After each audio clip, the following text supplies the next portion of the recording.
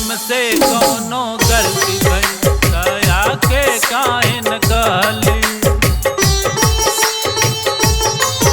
एक जान से ज्यादा चाहनी हर जाई सनम ऊ रहली।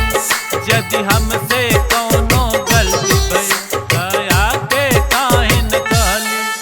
ऊ नौका यार के साथे ऊ नौका यार के साथे मिलो तारी हरदम। ए चंदा ए चंदा ए चंदा तोहरे कसम मोर बेवफा सनम। ए चंदा तोहरे कसम मोर बेवफा सनम।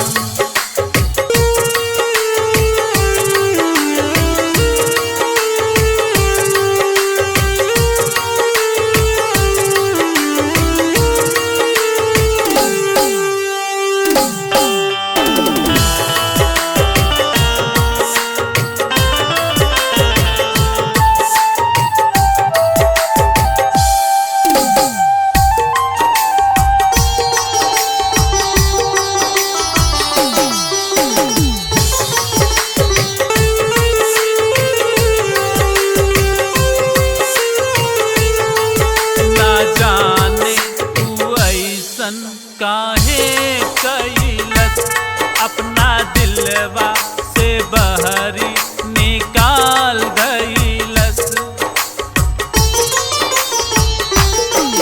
ना जाने तू ऐसन काहे कैलस अपना दिलवा से बहरी निकाल धइलस।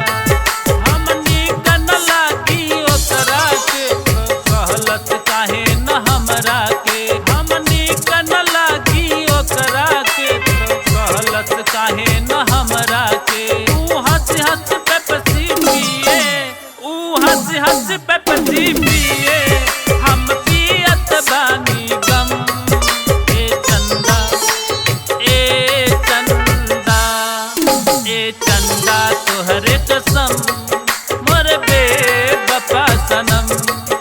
ए चंदा तोहरे कसम मोर बेवफा सनम।